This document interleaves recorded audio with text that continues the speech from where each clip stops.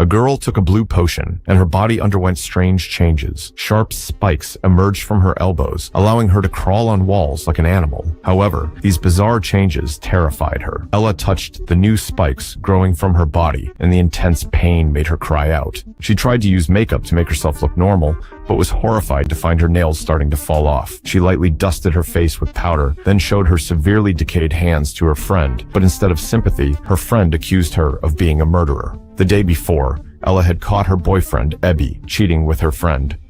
The two had hurriedly left the bathroom, leaving behind a bottle of blue potion. In a fit of anger, Ella had taken the potion, and her body immediately began to change, with waves of dizziness hitting her. She stumbled into the bathtub, trying to stay conscious, unaware that her cells were undergoing a massive transformation. After some time, when Ella started to feel better, Ebby was violently pushed into the bathroom.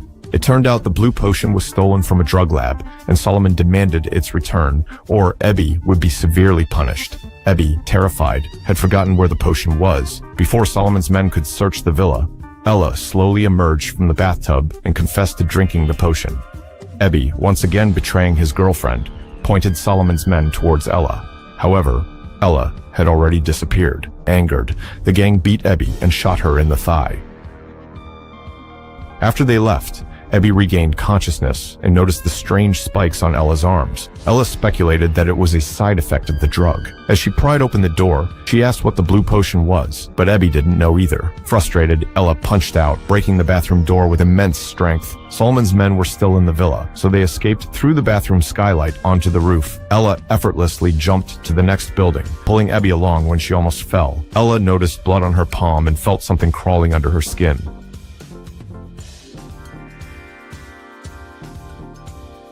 As she fled, she found herself pursued by Solomon's men. She leaped from the roof, expecting to fall to her death, but landed unscathed.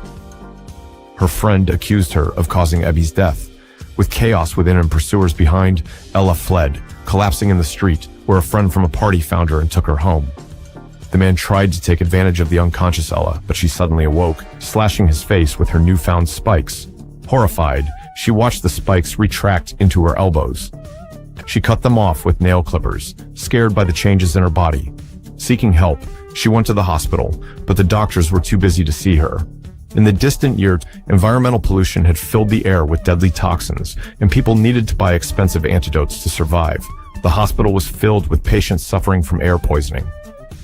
When the doctor saw the strange red lines on Ella's face, he immediately called for security to isolate her. Ella quickly ran, but being unfamiliar with the hospital layout, she accidentally ran into a patient's room. With a single thought, white scales emerged from her hands, allowing her to climb the walls like a gecko. She gestured to the girl in the bed to stay silent, and the girl complied. Once the security left, the bedridden girl mistook Ella for an angel. Seeing the weak girl, Ella felt compassion and gave her all the Arimay antidote she had, as she seemed to have developed immunity to the toxins in the air. With nowhere else to go, Ella eventually found her friend who had betrayed her. The friend continued to accuse Ella of being a murderer.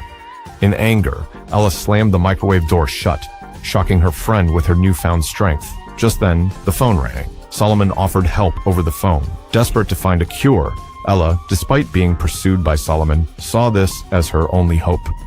After hanging up, Ella ravenously ate a rare steak before heading to the meeting place. Ella woke up from unconsciousness to find herself tied to a chair. However, they underestimated her evolution. With a thought, sharp spikes from her arms easily cut through the restraints. Though surrounded by danger, her intense hunger resurfaced, and she devoured the raw meat nearby. Hearing footsteps approaching, Ella grabbed a knife for self-defense. Ella, now distrustful and agitated, suddenly unleashed a magical attack on Solomon and his companion, seriously injuring them. At that moment, armed police surrounded the building. Solomon handed the last bottle of potion to his companion, choosing to stay behind. Eventually, both were captured by the armed officers, and Ella was placed in a cell with Solomon directly across from her. Curled up on the ground, Ella felt unwell. She touched her ear and with a slight pull, found she could detach it completely. Terrified, she noticed a strange new ear growing in its place. Ella was losing her sense of identity. With her cap pulled low, Solomon watched the desperate Ella and revealed the origins of the potion. Arime had always controlled people's lives through their expensive antidotes, causing many who couldn't afford them to die. Solomon claimed his intention was to help everyone adapt to the new environment. As they talked, a man suddenly entered the cell. It was Danny, the owner of Arime Pharmaceuticals, who recognized Ella from a previous advertisement she had done for the company. Shocked by Ella's appearance, Danny assured her that with their technology, they could help her recover. Before Ella could respond, turning around, he ordered the police behind him to release Ella, and immediately he took her back to his pharmaceutical company. After a series of thorough examinations, medical experts discovered that Ella's metabolic rate was 2% faster than that of normal humans, and her genetic sequence had already transcended the human category. Realizing the genetic mutation in Ella's body, Danny's greed was sparked. For a long time, Solomon had been secretly producing low-cost antidotes to break Arime's monopoly on the market. Danny already harbored resentment towards Solomon, and learning that developed a gene-altering potion made him even more covetous. He wanted Solomon to join his team or hand over her research, but Solomon held firm to principles, insisting work was for the greater good, not for profit. When Solomon refused to yield, Danny turned his attention to Ella. Ella was placed in a lab with toxin levels 20 times higher than normal, yet her body showed no adverse reactions. She woke up groggily, and her evolved super hearing allowed her to overhear a chilling conversation. She learned that Danny did not intend to cure her, but to extract and modify her genes, indifferent to her survival. Enraged, Ella banged on the window, prompting Danny to release a large amount of tranquilizer. Trapped like a lab rat, she quickly lost consciousness under the drug's powerful effects. After an unknown amount of time, 2 doctors entered the room, preparing to inject Ella with an unknown substance. In the next moment,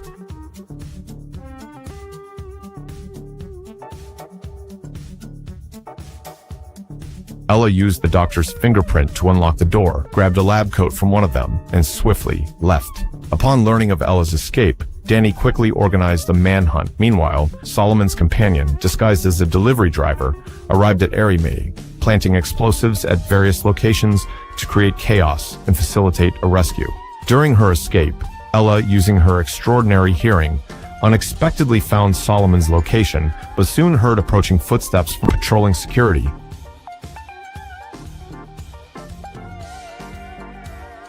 She picked up a lab coat from the ground. Using a guard's fingerprint, Ella opened the lab door and turned her back to Solomon, revealing her bare back. Aside from the dark lines, something seemed to be breaking out of her back, and her ears had fully transformed, gradually shedding her human features. Enraged, Ella pinned Solomon against the wall, demanding find a way to reverse the transformation. Solomon took her to Arime's lab, revealing that both Arime's and her own potions were derived from the genes of centipedes, the only creatures unaffected by the atmospheric toxins. Ella realized she was transforming into a human-like centipede.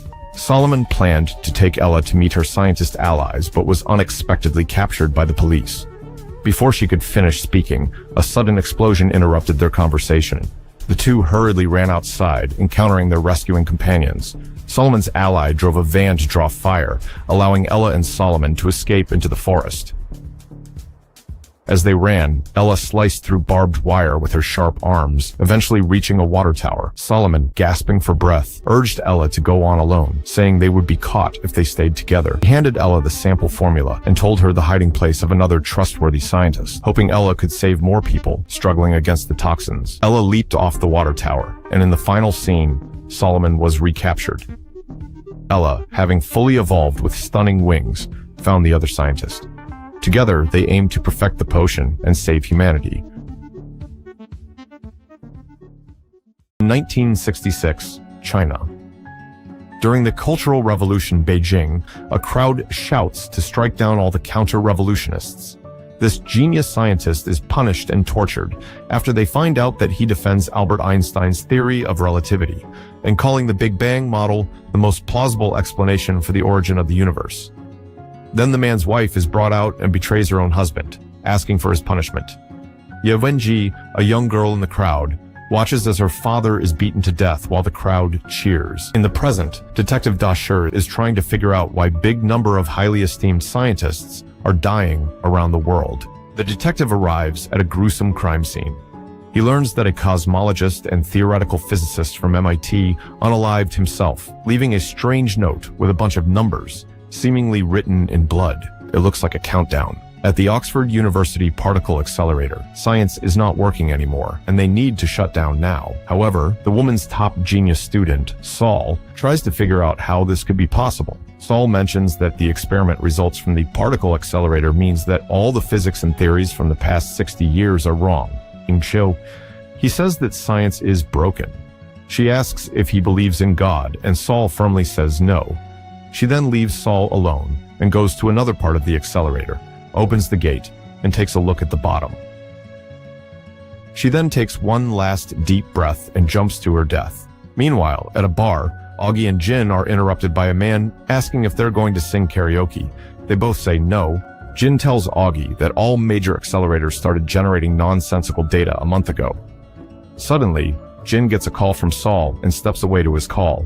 Then Augie notices a countdown forming and thinks she's going crazy. Jin returns and tells Augie about the shocking news that their professor, Vera Yi, has just unalived herself. Meanwhile, Detective Clarence Shi, as he looks at his board, crosses out Vera Yi after hearing about her death. At Vera's funeral, Jack and Will are in the bathroom. Jack asks if Will is excited to see Jin again, because Jack knows that Will has loved Jin for years. Jack mentions Jin has a new boyfriend, but tries to comfort Will by saying the guy is probably a loser. Augie is running late, taking deep breaths to stay calm, since she still sees the countdown. During the funeral, a strange man shows up to pay his respects to Vera Yi, but only stays for a few seconds and leaves quickly.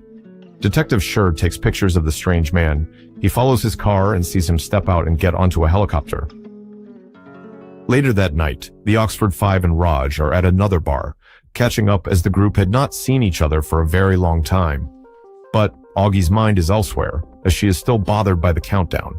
She goes out for a smoke break and meets a mysterious woman who lights her cigarette. Augie is not interested in making new friends, but then the woman shocks Augie by asking about her countdown. Augie is curious about how this strange woman knows about her mysterious countdown. The woman asks Augie if the universe has ever winked at her, and she tells Augie to go outside at midnight the next day and look at the sky. She tells Augie she needs to stop her science work. She warns her that nothing good ever happens when the countdown reaches 0. Then we go to a flashback. Young Ye Wenji, the genius's daughter, is forced to work at a labor camp where a ton of deforestation is happening. She meets Mulin and they see a big radio tower in the distance. Could it be for aliens? But he tells her that no one knows what happens behind the gates on the hill. He mentions that soldiers working there have lost their hair and that the weather and animals act strangely.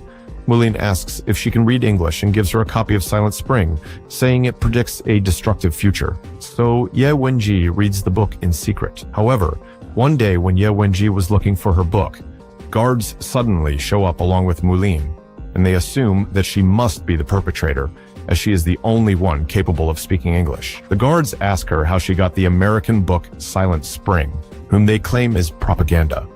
But Ye Wenji doesn't give up Mulin's name, so she is taken to division headquarters. When she wakes up the next day, she's at the top secret base with a satellite. It turns out her impressive scientific skills are considered too valuable, and as such, she has been given an opportunity to work at the base. However, if she accepts the job, she's told she must stay there and can never leave. But she accepts the job as it is better than going back to prison. At the Black Palace in London, Detective Shuri finds out that the strange man he met in the funeral is actually a man named Mike Evans. He gets a call from his superior. He explains that Mike Evans, who hasn't been seen in public since 1984, suddenly reappeared at the funeral of one of the scientists. At Vera's home, Vera's mom gives Jin a shiny helmet, saying Vera would have wanted her to have it. On her way out, Jin sees a black and white picture of Vera's mom taken when she started working at the Red Coast base. It turns out Vera's mom is Ye Wenji. In the past, Ye Wenji asks her superiors what they are testing. Later, a high-pitched sound rings out, causing birds to act erratically and slam into the giant satellite. Ye Wenji is told by her superiors that the Red Coast project is not an experimental weapons program, which she had already suspected. She notes that the system's emissions are modulated, which is unnecessary for weapons, but it is for communications, which can only mean they are trying to communicate with something very far away. In the present, Jin puts on the shiny helmet and is transported to a virtual world. She looks around in wonder, but things go wrong when what looks like the sun rises. A sandstorm begins, and as she steps back, horrified, she sees a decomposed body being unearthed. She quickly takes off the helmet and returns to the real world. Meanwhile, Augie drags Saul outside at exactly midnight. She waits for midnight and then looks up, and just as the mysterious woman said, the night sky begins to blink. The two are shocked to see the universe blinking, but Saul observes it and says it looks like Morse code. Elsewhere in the city, Wade and Shai also witness this event. Saul deciphers the code of the blinking universe, but he discovers they're not letters, but numbers, like a countdown. The next day, Wenji watches a BBC News report about the mysterious blinking stars that have puzzled scientists worldwide. Her attention is interrupted when Saul arrives with some food. She asks Saul if he has any ideas about the phenomenon. Saul thinks it might be a cleverly timed deepfake. He notes that while the whole world saw the blinking stars, major space telescopes like James Webb and Hubble did not. He admits he has no idea who could be behind such a fake. Meanwhile, Augie is at work with her brand new scientific discovery of nanofibers. Augie observes her synthetic polymer nanofibers cutting through a diamond, but Augie is not happy. And recalling the mysterious woman's warning, Augie, as chief scientific officer, decides to shut down the project. As soon as she stopped the project, the countdown she saw stopped, and she felt relieved, but Detective Schur advises her to keep moving. He introduces himself and says he can help, but Augie is not interested and keeps moving. But then the detective asks, "Don't you want to know why the stars flicked for you?" And she looks in disbelief. In 1968, the base is making attempts at sending a message to potential extraterrestrial civilizations. Young Ye Wenji asks how long they've been broadcasting, and a man says it's been a few years. She explains the Fermi paradox, pointing out there are billions of stars in the Milky Way similar to the sun. With high probability, many of these stars have Earth-like planets. Many should have intelligent life. So then, where is everybody? She mentions that their radio signals to contact aliens are too weak. But later, during her work with a lot of math and calculations, she eventually theorizes that aiming their signal at the sun could boost their radio transmission signal by a significant amount. But her superior shuts down the theory due to the political's reason and symbolism of Mao Zedong being the red sun of China. So, if they aimed at the sun, they would surely be prosecuted.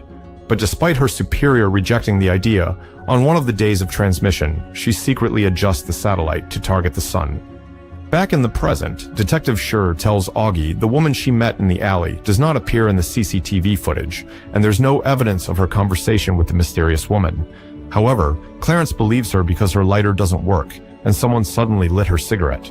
But the footage has been expertly erased. He tells her that the countdown Augie saw was experienced by others too, and that all those scientists ended up the same way.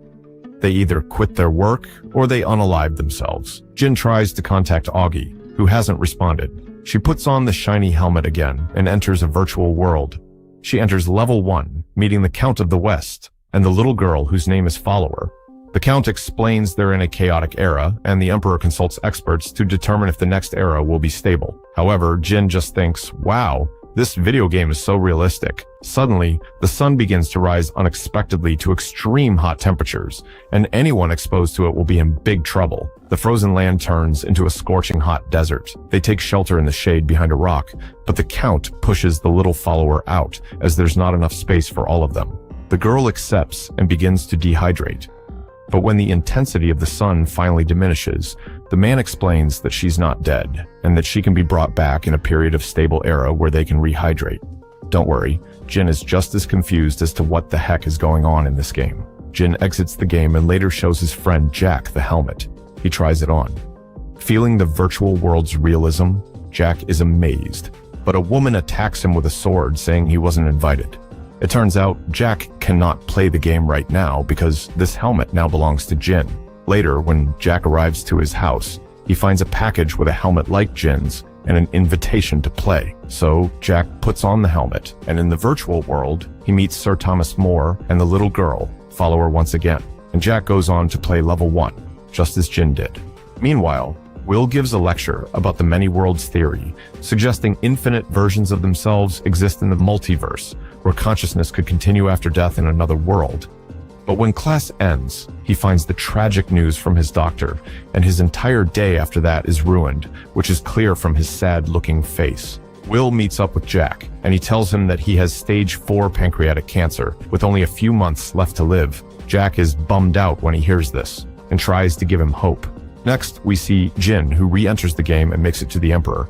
There, Count of the West tells the Emperor that he's found a way to predict the movement of the sun, and that it will tell them when the stable era will arrive. However, Jin mentions that his method is a form of prophecy. It's not a prediction. She mentions the prediction is just divination, and it is not scientific, and she does not think it will work, but the Emperor dismisses her. And so they begin to use the divine prophecy ritual to find out when it will be safe to rehydrate their fallen people. The prophecies tell them that the chaotic era will last another 8 days, and after that, they will enter a stable era for 63 years. Jin puts her hand on the floor as it speeds up time in this game, and after 8 days pass, Emperor orders everyone to be rehydrated. They all run towards the waters to rehydrate everyone, and Jin is able to rehydrate the little girl as well. But all of a sudden, Jin notices that the sun is moving farther away from the planet, causing a massive ice age. Extreme cold winds turn follower and everyone into ice.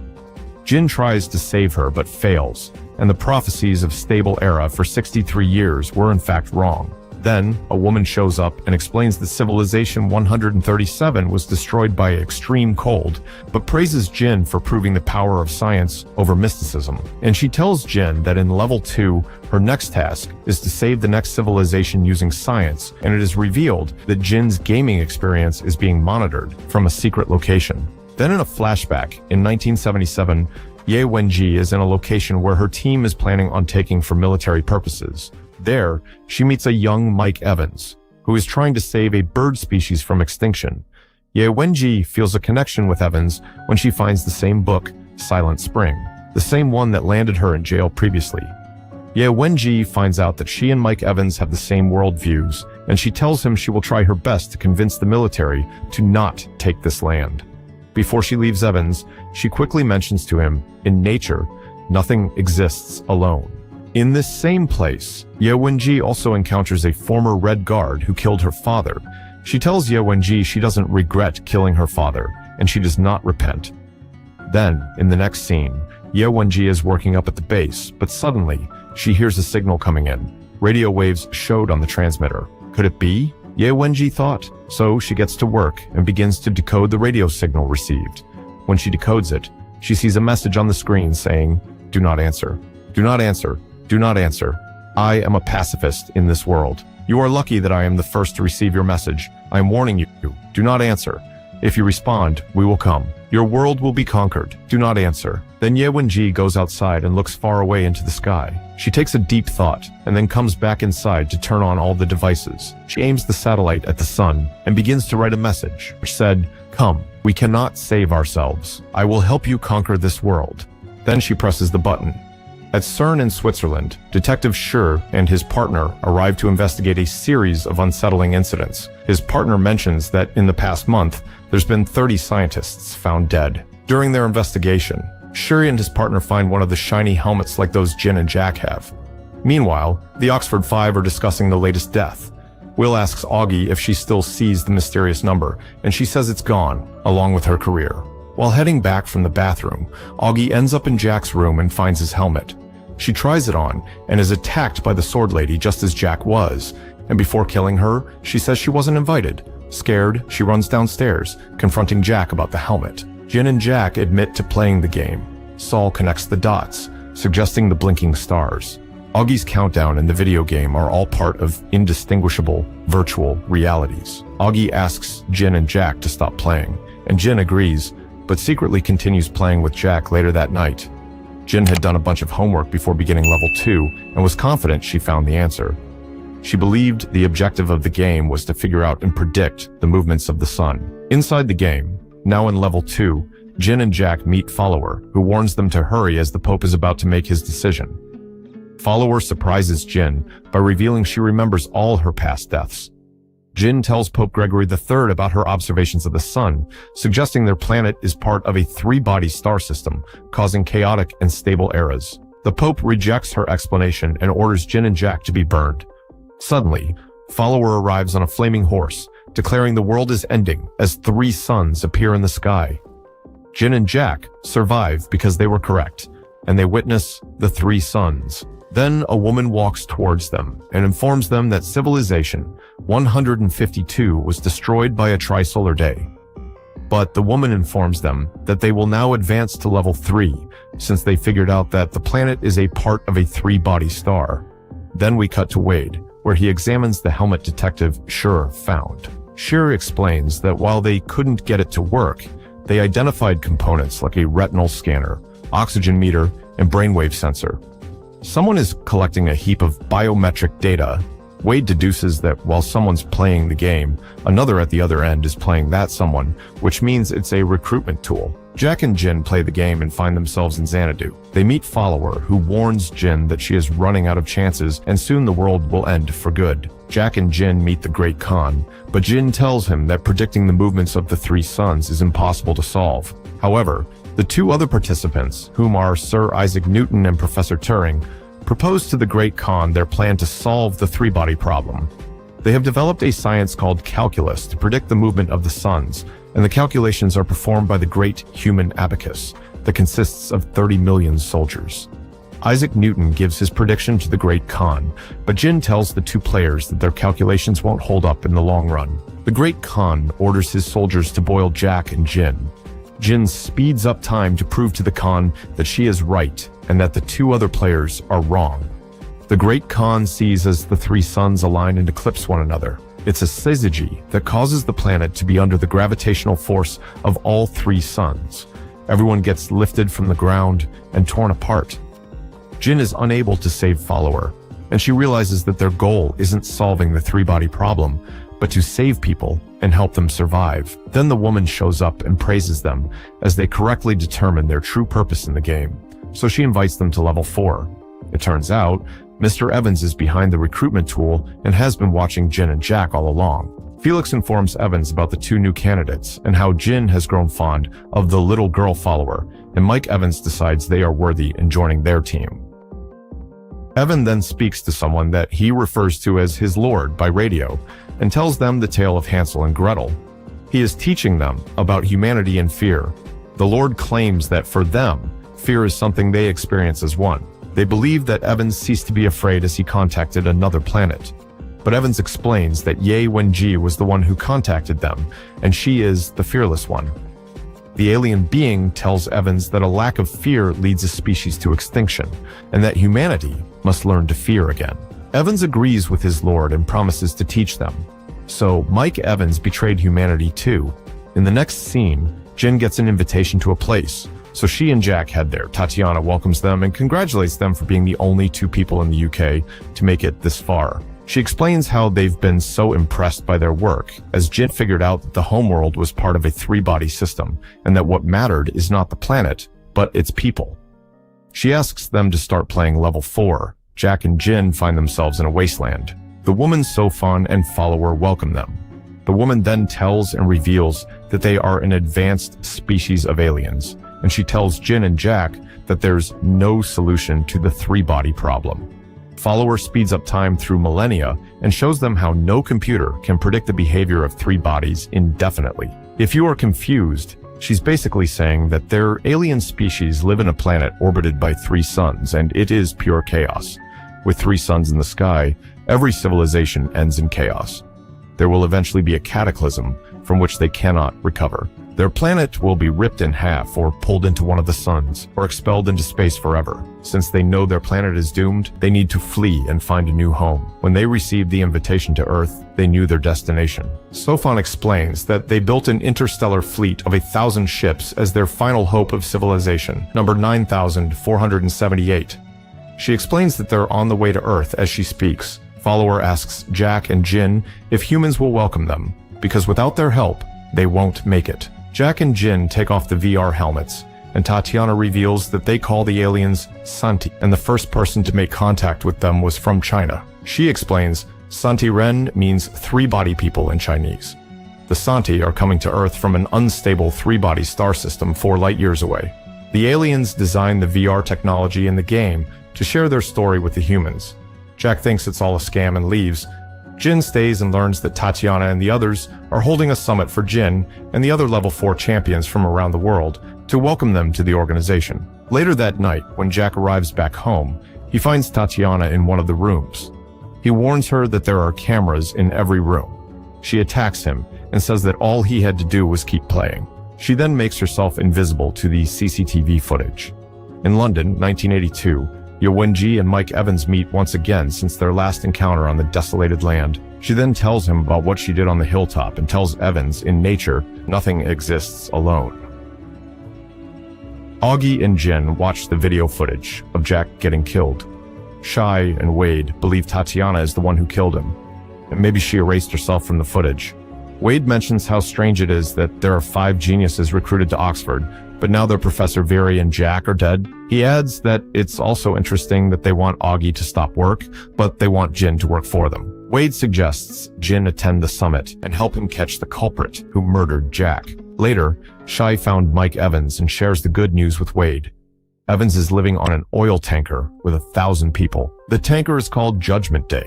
The people on board believe in the Santee and they're looking forward to meeting their lord. Evans talks to the Santee or his lord through the radio. The Santee warns him that his enemies know about the summit and know where he is as they're watching him right now. The lord assures him that nothing will happen to him. Mike Evans then reads the Santee the Little Red Riding Hood story. Evans realizes that the Santee don't lie and that they communicate through thought. Evans promises to help the aliens understand them better. The Lord then announces that they need to consider this as a liar cannot be trusted and that aliens cannot coexist with liars. The Lord says, "We are afraid of you." Then they go silent. So I guess that means the Lord will not protect them anymore. Later at night, Jin is on her way to the summit meeting. A person in a suit runs a retinal scan on Jin, then drives her to the summit. Jin asks questions about the event, but all they say is that the Lord will take care of them all. They reach a warehouse packed with people. Tatiana welcomes her and apologizes about Jack. Suddenly, it was time for the founder to step up on stage. It turns out the founder of the movement is Ye Wenji. She welcomes Jin in Mandarin Chinese. Ye Wenji says that when she was a young woman, she saw her country torn apart and her family destroyed. She saw human beings cut each other to pieces, all in the name of progress. Now, humanity continues to destroy each other and the world around them. She believes that the Santee are now coming to share their knowledge with them and teach them how to survive and thrive. But it will take them 4 centuries to arrive. Now, it's up to them and their children to prepare the world for their arrival and prepare their descendants to welcome them. Ye Wenji promises to give the Santee the earth as a gift, so they can do with it what humans could not. Just then, the cops storm the place. Thanks to Jin, the police were able to track down the meeting and detain everybody. Ye Wenji orders her people not to resist, as what's happening is their lord's will. The cops then zip-tie people. Tatiana notices as Jin is getting escorted out, so she shoots the cop. A gunfight ensues and several people get shot. Jin falls and Tatiana is about to shoot her, but Shur steps in and saves her. Jin is escorted to safety, while Ye Wenji is apprehended. However, Tatiana is able to sneak out of the building alive. Then we get a flashback to 1984 North Atlantic Ocean. Shows Ye Wenji and Evans landing on Judgment Day. Evans tell Ye Wenji that here they can talk with aliens in secret. In the present, Wade questions Ye Wenji about Judgment Day, but she comments that they've got her because the Santee let them. She warns Wade that he has no idea what the Santee can do. They're coming, and when they arrive, he'll be so grateful. So Wade visits Raj, who is Jin's boyfriend and is the top general officer for the Navy, and tells him that he needs him for a very important mission for his plan to defeat the traitors of humanity. Meanwhile, Ye Wenji is being interrogated, and she says that the aliens coming to Earth travel at 1% the speed of light, and it will take them 400 years to arrive to Earth. But Shur wonders why she invited the aliens to conquer Earth, and she explains that their civilization is no longer capable of solving its own problems. Shur points out that it takes 4 years for a radio signal to get from Earth to the Santee's planet, and another 4 to get a response, but Evans spends most of his life on a ship.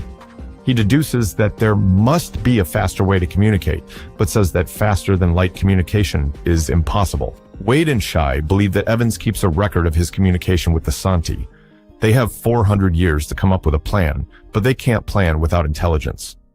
Shuri points out that they need to get their hands on the hard drive, which is somewhere on Judgment Day.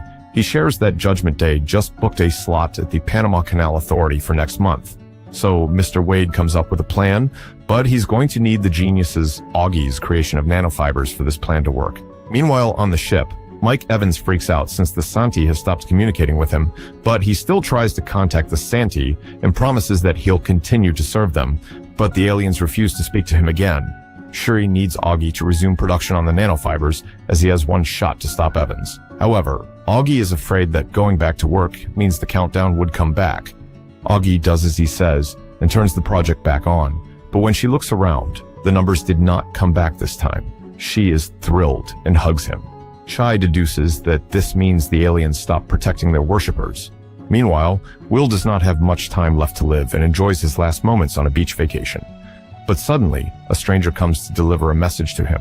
Surprisingly, after Jack's death, he left Will half of his money, so Will is now worth $20 million. Saul advises him to find the best oncologist and the latest treatments. Will says that his cancer spread too far, and he doesn't want to spend the time he's left flying around, getting jabbed, prodded, and scanned. In Panama, Raj's team installed the nanofibers across the canal 26 hours till the Judgment Day passed. Augie wonders if there's another way, instead of killing innocent people on the ship. But Wade reminds her that what's important to the human race is defeating an enemy coming to their world to take it for themselves. The next day, Judgment Day had arrived, and Team Humans were ready to strike the alien worshippers down. The team had installed the nanofibers across the whole river canal, and once the ship passes through, the ship should get sliced as easy as butter. But as the ship began to cross the nanofiber threads, Raj asks Augie why the heck nothing is happening. However, Augie watches in dread, saying it's working perfectly. The nanofibers were, in fact, working perfectly, slicing everything into pieces. Augie watches in fear. As she never imagined her technology to be used for such cruelty, Evans tries to escape with the hard drive, but he too is eliminated. At last, the ship is destroyed, and Wade's team quickly make their way to the destroyed ship to retrieve the hard drive. Wade finds the hard drive at the hands of Mike Evans, and the mission was a perfect victory thanks to Augie's nanofibers. However, the team is not able to crack the hard drive because it's encrypted with alien quantum technology, and it would take them billions of years to decode. Just then, the hard drive opens. Shuri deduces that the aliens want them to see what's inside. They find a file called SOFON that consists of 100 petabytes, the equivalent of 100 million gigabytes. Wade informs Yao Wenji of Evans' death and the destruction of their ship. She believes the Santi are coming to save them from themselves, but Mr. Wade breaks the news to Yao Wenji, and he hands her a recording of the conversations between Mike Evans and the Santi. And as Yao Wenji plays the recordings, she realizes that the Santi are scared of them, and they cannot coexist with humans. At the Black Palace, Wade shows Jin the SOFON file and wonders what it means. They both put on the VR helmet in order to see what the Santi want to show them. They find themselves in a desolate cityscape, and Mr. Wade meets SOFON. He asks if the aliens look like us humans, but SOFON explains that the Santi don't look anything like she does. She reveals that her species is doomed because their fleet will take 400 years to reach Earth, and by the time they do, humans will have surpassed them. SOFON explains that humans will destroy their fleet, then come back and destroy their world to make sure they never threaten them again. So Wade deduces that the only way for the Santi to win is if they can halt humans from progressing in technological advancements, and SOFON admits that they are going to kill their science. She explains that the SOFON is a sentient supercomputer the size of a proton. Jin thinks it's impossible to make a computer that small, but SOFON replies that the universe has more dimensions than the 3 they occupy. They're hidden and folded up far too small for them to see, but the Santi have the technology to unfold them. They can summon energies that humans can't imagine and focus them on a single proton. So when they unfold its higher dimensions, even a tiny proton becomes something very large. Wade and Jin see how the unfolded proton glows, then speaks, saying that it is awake and aware, and it understands its purpose. Then it returns to its original size. Then SOFON explains that the Santi used all their resources to make 4 SOFON, 2 pairs of 2. Each pair is entangled connected on the quantum level. 2 remained with the Santi, and the other 2 were sent to humans, and because the mass of a proton is virtually none, they sent it at nearly light speed to arrive on Earth. Everything humans see and hear allows the Santi to see and hear at the same time, even when they are light years apart. Sophon entered the solar system months earlier, and they were sent to particle accelerators. They destroyed the science that could defeat the Santi. Therefore, the answers to the humans' questions become chaotic and meaningless. In place of truth, the Sophon give humans miracles like the blinking stars. They wrap the humans' world in illusions, like when they made Augie see the countdown. The Sophon are everywhere, always watching, learning all of humanity's secrets and uncovering their lies. Wade and Jin take off their VR headsets and see as the monitors start to flicker. The Sophon hijack every screen in the world to broadcast a message to humanity saying, "You are bugs." The Sophon unfolds and envelops the Earth, reflecting its surface into the sky. An eye appears, and this event is really scaring everyone in the world, and Tatiana looks up at it and smiles. The eye in the sky event causes mass panic worldwide. Protests erupt when people find out that the Santi are headed to Earth, despite assurances that it will take the aliens 400 years to reach Earth. Also, religious sects have emerged devoted to the worship of the Santi, but others have lost hope to the point of unaliving. Governments promise to begin preparations for future generations to protect the planet. Wade plans on fighting back, so he gathers the most accomplished engineers in the world to help him with his endeavor. He believes that the Santi technology moves slow and the humans move fast. That's why they need to keep developing the technology they have. Wade thinks they need to know the enemy before they arrive on Earth, so he plans on launching a probe to the enemy's ship. But there's no time to waste. So Wade tells Jin to try to find a way to send a probe at 1% the speed of light, using existing technology. Later, she meets with the engineers and comes up with a plan on how to reach 1% the speed of light. She proposes on using nuclear bomb explosions to accelerate the probe to 1% the speed of light, but the bombs won't be on it. The probe itself would have very little mass, making it easier to accelerate. She plans to use nuclear pulse propulsion. As the probe passes each bomb, they detonate one after another and accelerate it, bringing it closer to the fleet.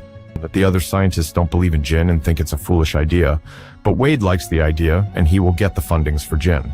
Meanwhile, the Oxford friends watch the news that report on the star's Our Destination, which is a fundraiser for the war efforts. The fundraiser lets rich people buy and get ownership rights for any star they want in the Milky Way galaxy. And because Will is a dying man, he thinks about it since he has nothing else to do with his money. Augie isn't happy that Raj and Jin are working for Wade, whom she describes as a murderer. Augie isn't worried about the Santi since they're 400 years away, and everyone she knows and loves will be dead before they get here. But Jin needs her help. She needs her nanofibers technology to design the space probe, but Augie refuses to design any weapons for Wade. Later in the day, Jin meets with Will, and Will still hasn't told Jin that he secretly loves her. I guess he will take it to the grave. Jin only now finds out Will has cancer, so she spends some time with him on the beach. Back in Ye Wenji's confinement, she asks to be let go free, as she technically did not commit any crimes, and the Santi don't trust humans anymore. Detective agrees to let the crazy woman go, but orders a man to keep an eye on her at all times. Back in Will's vacation getaway, Will reminds Augie that Jin really needs her help to fight the aliens and build that space probe. Augie stresses that Wade is a monster, but Will reminds her that Jin wouldn't do anything if it wasn't right. He knows that she must do it for the greater good. Augie listens to him. Jin informs Wade of an issue regarding the probe, as it could be destroyed by the Santi. Wade assures her, saying that the aliens will pick it up, as he isn't sending a camera, but a human being. He's sending a human to the enemy's ship. Will's little vacation finally ends, and he decides to go buy a star at the fundraiser. Will buys a star that costed him $19 million. During the night sky, Will shows Saul the star he bought. He picked a red star because it's visible to the naked eye, but then he tells Saul the star does not belong to him. Will tells Saul that he bought the star for Jin, and Saul tells Will, "Do just go and tell her you like her." Will says no, and he makes sure Saul promised that he won't tell Jin that it was him who bought her the star. Saul agrees and goes back inside, but suddenly he hears Will fall to the ground.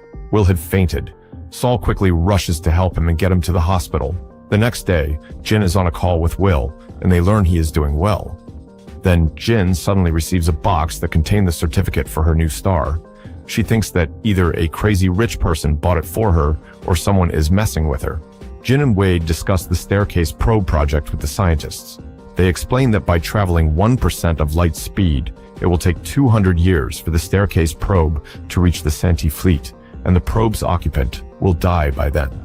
But Dr. Demikov had a solution to this problem because he managed to put a chimp called Kolya into hibernation for a month. He believes that if it works for Kolya, it will work for a person. However, when he brings Kolya out, the chimp eats a banana and vomits. Jin learns that Mr. Wade is planning to use the hibernation technology to stay alive for the next 400 years, so he can meet the aliens. Augie informs Jin that she is working on the probe sail. It's a nanofiber weave that is a lot more complicated to make, but she'll get it done because she's a genius. However, to reach 1% light speed, they needed 1,000 nuclear bombs, but Wade tells them they are only getting 300 for the project. So Wade comes up with a new plan. Instead of sending a human, he proposes sending a brain. It will be enough for the Scifi to rebuild the rest, and if they do, Wade will have a man on the inside. Wade knows that the aliens are listening to the humans' conversation right now, so he challenges the Scifi to get their hands on a brain if they want to understand humanity. He promises to send them someone smart, someone who knows about physics, chemistry, and rocket science. He tells Jin and Augie that their friend Will fits the description. If the Scifi find him, he can learn about things they wouldn't know otherwise. But Augie is disgusted by the idea of sacrificing and sending their best friend's brain to space. Suddenly, while Wade argues with Augie, he has an epiphany of a master plan. He remembers that the aliens are always watching and listening to their every move. But there is one thing that they cannot see or hear, and that is a human's thought. So later that day, he comes up with a project called the Wall Facer and makes a call that is going to require the whole world's participation. At the hospital, Jin tells Will about the staircase project. Jin says he doesn't have to do it and that they will find someone else. But Will realizes that he's the only candidate for this mission and that they have no one else. So Will takes one big look into Jin's eyes. Will knows he doesn't have much time left, and he finally says, "I love you" to Jin, and says he will take part in the project. Meanwhile, Yuenji is now out of jail, feeling a bit guilty on how she betrayed humanity. She makes a call to Saul, saying there's something important she needs to tell him. When Yuenji meets with Saul, she tells him a cryptic riddle that she believes could be the one way for humans to defeat the aliens. However, Yuenji did not tell Saul the purpose of the riddle and left him in the dark, so Saul does not understand that the riddle had anything to do with aliens. Meanwhile, at Tatiana's trailer, the aliens suddenly break silence to speak to Tatiana. Tatiana thought the Scifi were done speaking to them, but Sofan says they were done speaking to Evans, but they're not done speaking to her, and they need her. Back at the hospital, Will is getting ready to be euthanized so that his brain can be preserved and be sent to space. Wade informs Jin that the nuclear bombs will be in place in a few weeks. The staircase space mission will start soon, and they'll be ready to send Will on his journey. But then, Wade asks if she has thanked Will yet for giving her the star. Mr. Wade had just unknowingly spilled the secret to Jin. Jean, shocked by this, leaves immediately hoping she can get to see Will one last time. She runs to the hospital as fast as she can. Unfortunately, she was a little late. Jin watches as his brain is put on the hibernation capsule. In the next scene, Ye Wenji traveled all the way back to her old secret base where she first made contact with the aliens. She looks at the rundown satellite dish. She then walks to the cliff's edge and looks down. But suddenly, Tatiana shows up, and Wenji says she thought the Lord was done with them. But Tatiana says not all of them. It turns out, Tatiana has been sent by the aliens to go and finish off Ye Wenji, but Ye Wenji says she was going to go do it anyways. But Tatiana won't let Wenji jump and go out in such a painful way. She promises to give her something better, gentle and beautiful. Tatiana kills Wenji by an unknown method. In the next scene, Saul has some fun with a one-night stand woman, whom he can't even remember her name. It turns out, Saul is kind of a playboy, who has a lot of these types of shebangs. The girl is mad with Saul that he doesn't care about the alien invasion, and he just lives in the moment. Saul tells her they won't be coming in another 400 years, so it won't be any of his business. As the two discuss the future of humanity, a kid on a skateboard bumps into Saul and pushes Saul to the ground. Suddenly, a car crashes into another car and then crashes into the woman, killing her. And Saul suddenly remembered her name was Nora. Then, in the next scene, Shai takes Saul with him to question, but he tells him he's not under arrest. Sure believes there's something sussy going on. He questions Saul about his meeting with Ye Wenji because 3 days after Saul and Ye Wenji talked, she's is found dead. Sure believes that someone tried to murder Saul. Saul believes that what happened earlier was an accident, but Detective explains that the 2 cars that collided on the street and that hit Nora were under autonomous control.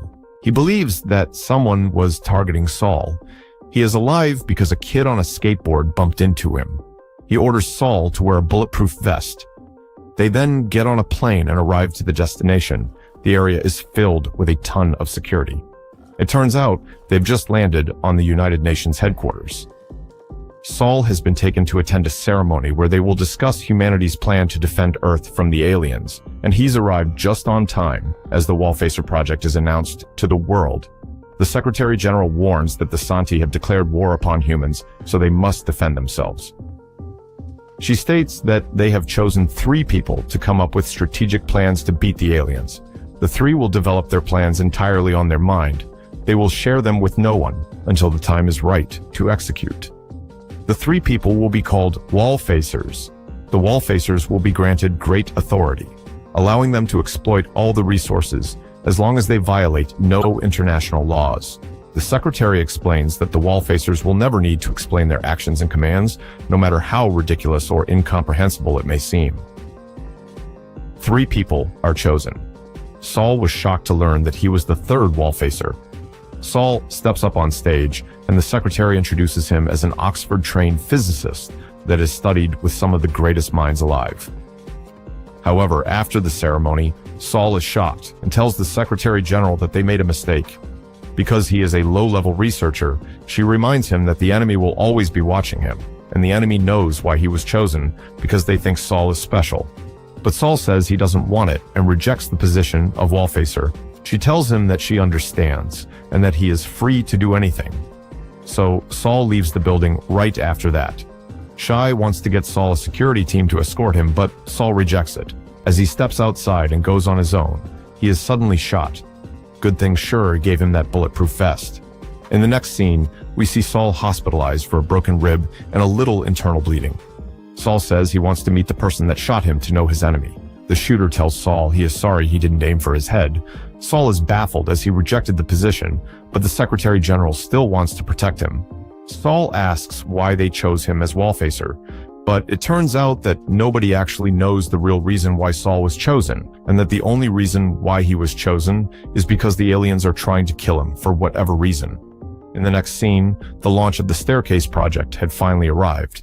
It was time to send Will to space, at 1% the speed of light to the enemy's ship. Jin watches with a gripping tension in her hands as the rocket initiates liftoff. Saul goes to see Jin on the launch of the Staircase project, and they watch as the rocket successfully makes it into outer space. The sail that Augie helped build successfully works, and the capsule remains on course to the Santi's fleet. But here came the hard part. The sail must pass through 300 nuclear bombs to reach 1% the speed of light. The sail approached the first nuclear detonation, and it was successful. The probe begins to accelerate. It approached the next bomb, and succeeded once again. Incredible work by Jin. But then, after the 3rd detonation, one of the cords connecting the probe to the sail breaks, and the probe deviates from the predicted course. The probe is then shown vanishing into space, making Jin and Saul extremely sad. On that same day, on Mr. Wade's plane, Wade is contacted by Sofan, who apologizes for the failure of the Staircase project, as they would have liked to meet Will. She hopes to meet Wade if his hibernation technology works. Wade says if they're watching him, he must be doing something right. The lights flicker, and she shows up inside the plane, saying they will always be with him. The Sofans targeted Wade and put a countdown on him, so he starts hallucinating and seeing things to make him go mad, just as the other scientists did. Meanwhile, Saul and Jin are bummed out. Then Detective shows up and notices their defeated faces, so he tries to cheer them up by taking them for a drive. They reach a place filled with cicadas. He has them watch the nearby cicadas, which are buzzing really loudly and annoyingly. He mentions how most people hate bugs, and that humans have tried to get rid of them forever, but to no avail. Despite pesticide from planes, poison on the ground, sterilizer, and just swatting in hopes of killing them. They refuse to die out. The aliens see the humans as mere bugs. Detective Schur tells them that humanity will thrive, and we're not going anywhere. He then tells Jin and Saul that they need to get back as they've got work to do, and this is where Season 1 of Three Body Problem ends. 4 men and 1 woman are on their way to go camping. As Adam and Jack chat about the trip, a strange flock of crows appears. Adam accidentally drives the car into a ditch, causing an accident. Fortunately, everyone in the car is unharmed. However, something odd happens. When they regain their senses, Jack, who was in the passenger seat, is nowhere to be found. They search the area, but find nothing but cornfields around them. The car won't start, and when Jack tries to call for help, he realizes there's no signal in this area. Just then, he notices a path leading into the cornfield and suggests that it might have gone that way. Jack gone to a nearby gas station for help, but doubts it, saying there's no gas station nearby and he wouldn't have just left without a word. Adam, still upset about the car, sits off to the side while Shell try to comfort him, pointing out that at least everyone's safe. Find a scarecrow tied to a post. Jack asks to help him climb up the post to get a better view of their surroundings. Meanwhile, they finally reach the cabin. Seeing lights on the second floor, they hope someone is inside and knock for help. After knocking for a while with no answer, they notice the door is unlocked and cautiously step inside the house. The house's interior layout feels quite old, with dust everywhere, making it look completely uninhabited. Now, the 2 of them can only pin their hopes on the second floor, as it's the only place with lights on. Maybe they'll find the owner there. Quickly, the 2 arrive on the second floor, but when they open the door, they find that the person sitting inside is actually their missing friend, Jack. It's strange that he is now covered in wounds. Find her boyfriend, but realizes someone seems to be stalking her. Hearing Shell's screams, rushes out, but then cries. Adam, who catches up, locates her direction based on the sound and follows her voice. They're left wondering what's moving around in the cornfield, yet despite searching, they find no trace of her. As night falls, they finally spot Shell, but horrifyingly she's hanging from a post, appearing to have bled out. As soon as she touches the rope, it tightens suddenly. In a panic, he dashes to the back, while Adam sees not only that Shell is dead, but her eyes have also changed color, causing him to flee in terror. Feeling overwhelmed and not understanding how things turned out this way. As soon as he stepped out, he saw a figure in the cornfield. It was the older brother from his vision, beckoning to him. Mesmerized, his friend quickly followed, Crow's head saving him. Sean hurriedly brought him back to the cabin. Luckily, they ran quickly. When Sean reached the kitchen, he quickly joined him, insists on. He headed to the car that Sean had mentioned and tried an old trick, using wires to start the engine. Meanwhile, they found a boy's corpse in the kitchen. Sean was relieved to find a shotgun next to it, but while they discussed who the corpse might be, Ward managed to start the car outside. Realizing something was wrong, Sean ran to the warehouse behind with the weapon to provide cover. Meanwhile, he waited at the door and suddenly saw the boy again. Desperate to uncover the mystery, interrupted by his father, who suspected him of wrongdoing and reprimanded him. The boy stormed out with the hood in hand. Later, he took his deceased brother to the cornfield, dressed him in the hood, and mounted him on a wooden post as a scarecrow about Sean's whereabouts, but Ward replied that he only heard screams and feared the worst. Back inside the cabin, he pieced together the clues and explained to Ward that as long as they didn't step into the cornfield, the scarecrows would remain dormant. He speculated that the boy's spirit could only control one scarecrow at a time, and they might have a chance to escape if they created a hood upstairs. Sean, who had died, returned and rushed upstairs. Seeing Sean's actions, he believed it was their best chance to escape. To increase their chances, he prepared him. However, the evil spirit possessing Sean sensed their plan, and Sean started frantically sewing on the machine. When they tried to escape, the lights upstairs went out. With no other choice, they decided to split up, as the scarecrow could only chase one of them at a time. Meanwhile, he poured gasoline throughout the cornfield, planning to burn it all down to end the nightmare. But just as he was about to ignite it, a scarecrow knocked him unconscious and dragged him to a wooden post.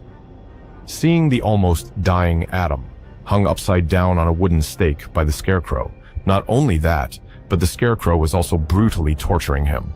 At this moment, he suddenly remembered that the boy in the illusion was stabbed to death with a fork. The scarecrow in their car overturned in the ditch, decided to check it out. However, after searching around, the driver found no one nearby. Seeing this, wanted to call for help, but he was so weak that no sound came out. Soon, someone else arrived at the cornfield, and the scarecrow, as usual, lay on the ground, intending to attract a potential sequel. Personally, I feel that the scarecrows in this cornfield have not yet finished. The endless killings may continue indefinitely. Finally, let's briefly talk about this movie. While watching it, some scenes truly surprised me because the details of the filmmaking were excellent, the exposure had a beautiful aesthetic, the shots were focused, and the pacing was very well controlled. The story followed a straight line, and there were almost no dull moments throughout. That's all for today.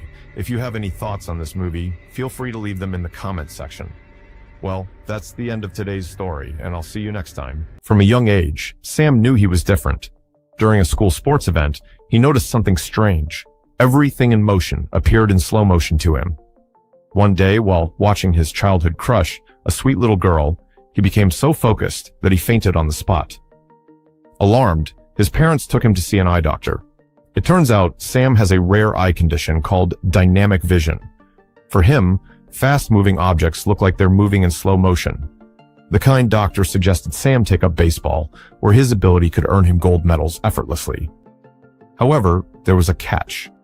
Whenever Sam concentrated too hard, his brain couldn't keep up with his eyes, causing him to lose consciousness due to oxygen deprivation. So, becoming a baseball star was out of the question. To manage his condition, Sam had to wear sunglasses constantly. While his unique vision brought some unexpected perks, like catching glimpses of things others couldn't, it also came with its downsides. Sam was often teased and labeled a weirdo by other kids. The only person who treated him kindly was his childhood crush, the sweet little girl, who became his only friend. She tried her best to keep a good company with Sam, but their friendship didn't last long.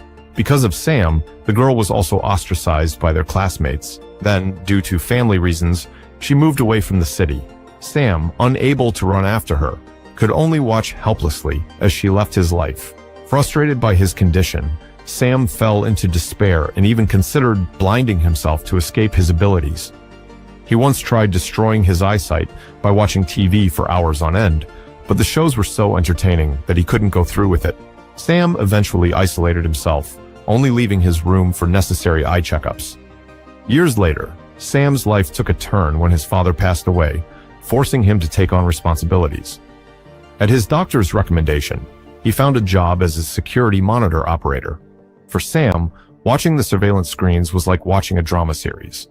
He observed people's emotions, struggles, and determination to live, and he even began sketching the streets and moments he saw on the monitors. Sam's talent for drawing helped the police solve several cases, earning him recognition. During this time, he befriended an older colleague, Uncle Ross, who became a mentor to him. Uncle Ross encouraged Sam to adapt to society and embrace his life. One day, Sam noticed a familiar figure on the monitors, a young woman who bore a striking resemblance to his childhood friend. Overwhelmed with curiosity, he rushed to her home on his bicycle. But the sweet little girl he remembered had grown into a stunning woman. Sam wasn't even sure if she was the same person. At that moment, the woman was caught in a heated argument with someone. Intrigued, Sam couldn't stop watching her. Determined to win her heart, he sought advice from Uncle Ross. However, his awkward attempts to get closer to her backfired, and she mistook him for a creep. The woman, now pursuing her dream of becoming a stage performer, was struggling to make ends meet. During a last-minute audition, she had no choice but to sing on a street corner, using a sunflower mural as her backdrop. Sam watched from a distance, captivated by her radiant energy. But as the audition ended, a bus hurtled toward her just as she was crossing the street. Using his unique ability, Sam dashed in and pulled her to safety. Seizing the moment, he confessed his feelings in a flurry of over-the-top romantic lines. Unfortunately for Sam, she wasn't moved by his heartfelt speech. Sam's initial attempts to win over the woman he thought was his childhood crush didn't go well. When he gave her flowers, she scoffed, saying, "What century is this? Flowers are useless. A box of instant noodles would have been more practical." Realizing he'd mistaken her for someone else, Sam gave up pursuing her, retreating into his world as his vision deteriorated further. One day, Sam bumped into her again on the street. She deliberately dropped something to tease him, but Sam didn't notice. Objects that aren't moving are invisible to him. His lack of reaction annoyed her. Used to having admirers, she felt strangely unsettled by his indifference. To provoke a response, she asked him to carry her groceries home. On the walk, the woman learned about Sam's job in surveillance and how he mistook her for his childhood friend. Realizing he was just a kind-hearted, sentimental man and not a creep, her opinion of him softened. From that day on, she began waving at his cameras for fun, treating him as a friend. Over time, the friendship blossomed into mutual affection. Following her advice, Sam ditched the flowers and brought her a box of instant noodles. That gesture marked the start of their relationship, and Sam finally experienced the joy of love. Inspired by her, Sam started stepping out of his isolated world. He began interacting with the people he used to only observe through his monitors, building real connections. With her support, he grew more confident and comfortable in society. One day, Sam arranged a special trip to the beach, fulfilling her lifelong dream of seeing the ocean. He invited their bus driver friend, Uncle Ross, to make it happen. It was a magical day, but their happiness was short-lived as Sam's vision continued to worsen. Not long after, Sam visited her home, only to stumble upon debt collectors smashing her belongings. It was then he learned the truth. She was struggling financially. After the men left, she confessed the full story. She was, in fact, his childhood crush. Ashamed of her current situation, she had kept her identity hidden. Guilt weighed on her for leaving Sam during his hardest times, but life had forced her to move on. To pay off her debts, she sold her house. At the same time, Sam noticed something alarming on his surveillance cameras. A wanted kidnapper was on the loose, heading toward her usual route. Fearing for her safety, Sam rushed to find her, even though his vision was almost entirely gone. As he arrived, he saw her being taken by the criminal. Desperate, he pushed his body to the limit, running as fast as he could to save her, but his failing eyesight made it feel like an endless race he couldn't win. Just as the kidnapper was about to escape, a stranger stopped Sam from running into traffic. Startled, the criminal fled the scene. However, Sam's heroic sprint left him completely blind. Pretending nothing was wrong, he asked her if she was okay. After the police took her statement, Uncle Ross arrived to find Sam sitting quietly. Sam, now unable to see, asked, "Did she get on the bus safely?" When Uncle Ross answered, "I'm just your old bus driver," Sam finally broke down in tears. From that day on, he and his childhood crush never saw each other again. Years passed. One day, she reappeared on Sam's surveillance monitors. Realizing he had lost his sight long ago, she broke down in tears. From then on, she silently followed him, watching over him wherever he went.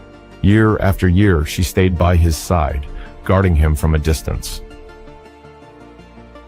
One day, she came across an art exhibition featuring Sam's drawing sketches of her and the life they shared. Moved, she vowed to dedicate the rest of her life to being his guardian. Finally, one quiet afternoon, Sam spoke up as she walked behind him. "I've known you've been there all along, so where are we going today?" At last, the two of them faced the future together, bringing their bittersweet journey to a beautiful ending. And that wraps up my review of Slow-Mo Vision. If you enjoyed it, please remember to like, comment, and subscribe for more. See you next time. Bye-bye.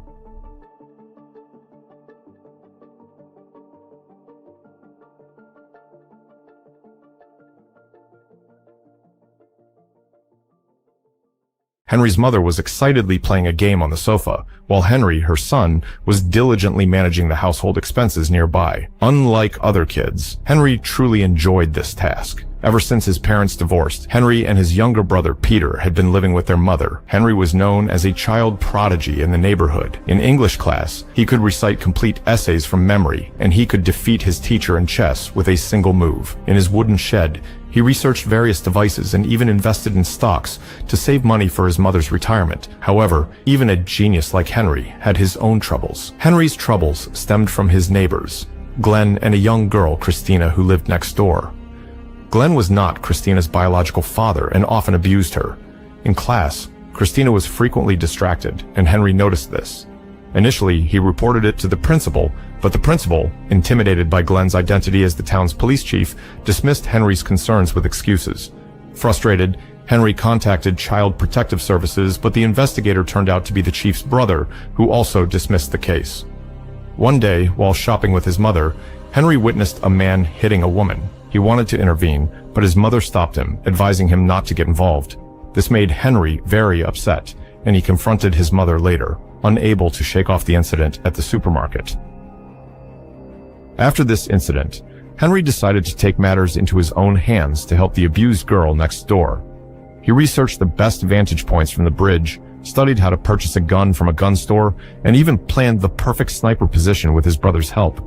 However, just as Henry was about to execute his plan, he had a violent seizure and was sent to the hospital. After a series of examinations, the doctor informed Susan, Henry's mother, that his condition wasn't serious. Despite his young age, Henry exhibited a remarkable level of maturity.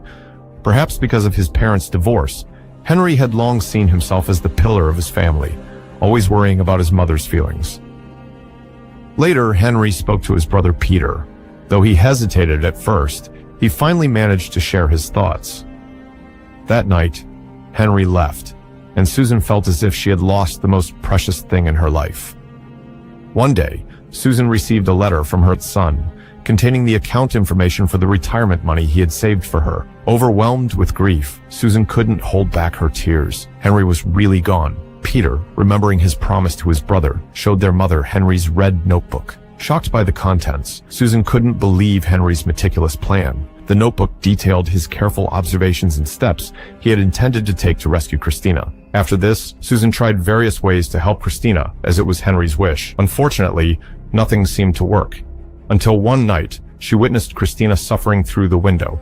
Determined, she decided to give Henry's plan a try. She opened the safe and took out the recorder Henry had left her. As she played it, Henry's voice was so familiar, it felt as if he was right there with her. Whether it was the immense grief from losing her son or a genuine desire to honor his wishes, Susan followed Henry's instructions step by step. To avoid drawing attention, she first went to the bank to withdraw money for the gun purchase. Following Henry's meticulous plan, she avoided security cameras and successfully bought the gun. She then practiced shooting repeatedly. She even obtained Glenn's signature through school documents, preparing for the possibility of adopting Christina in the future. She chose to act on Henry's birthday. After dropping Peter off at school, she swiftly drove home, avoiding everyone. Using the recorder, she lured Glenn into her trap. But at the crucial moment of pulling the trigger, she accidentally triggered a small device Henry had set up earlier. A series of photos were revealed before her eyes, and she was jolted back to reality. Deciding to abandon the plan, she walked out of the shed. However, Glenn, having heard the commotion, confronted her. No longer willing to tolerate his actions, Susan exposed his abusive behavior. Glenn, unfazed, threatened to report Susan for attempted murder, boasting of his connections that would protect him. Fueled by Henry's courage, Susan stood her ground. Glenn, visibly shaken, returned home. Susan, following Henry's instructions, disposed of the gun in the river's most turbulent spot. After completing these tasks, she hurried back to the school to watch her younger son's performance. As the performance ended and everyone prepared to leave, Susan felt a sense of relief. She looked at Peter with pride, knowing she had done everything she could to protect her family and fulfill Henry's wish. Outside, there was a sudden, loud noise. Susan thought that Glenn had reported her. She learned that Glenn had committed suicide. The detectives had come to interview Christina about the situation. It turned out that during the school performance, the principal had carefully observed Christina's movements. Her painful and helpless expressions, her behavior that was not typical for her age, revealed her inner struggle and powerlessness. Perhaps it was this that awakened the principal's conscience, and she decisively called the police. Glenn, knowing the truth was out, sought help to cover it up, but to no avail. Unable to bear the looming disgrace, he chose to end his own life. After the incident, Susan burned Henry's precious belongings. Her reason for letting go of these items might have been that, through carrying out her son's plan to save Christina, she had also grown stronger and found healing. She officially adopted Christina, and with memories of Henry in her heart, they lived a peaceful and warm life together. As the film ends, the narrative underscores a profound message. Susan, the protagonist, initially indifferent due to self-preservation, the principal, initially indifferent due to various concerns. This reflects a universal fear of violence, of having weaknesses exposed, of getting into trouble. The movie fundamentally expresses a hope that people will no longer be hindered by such fears and indifference, and instead unleash the unimpeded goodness of human nature. As Henry once said, sometimes a good story reminds you of who you want to be. That might be why there are so many stories about good and evil, about human emotions, about survival and death. No matter the story, you always choose one to believe in. So, what is your best part of the Book of Henry?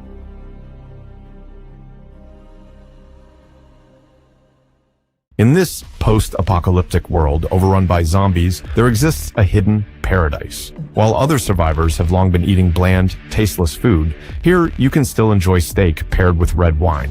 On the day the apocalypse broke out, while everyone else was evacuating, he stayed hidden in his bunker, waiting. Once everyone had left, he silently opened the bunker entrance and ventured out fully armed. After confirming there were no people around, he removed his mask, revealing a satisfied smile. But there was no time to rest. First, he drove to his neighbor's house, hooked a trailer to his pickup truck, and removed all the seats from the trailer. He then drove to a gas station, quickly filling all the tanks while the power was still on. After that, he broke into a gas company and opened the pipeline leading to his home. His next stop was a hardware store where he crazily bought various tools, even taking air conditioning hoses. As he completed his purchase, the power cut out.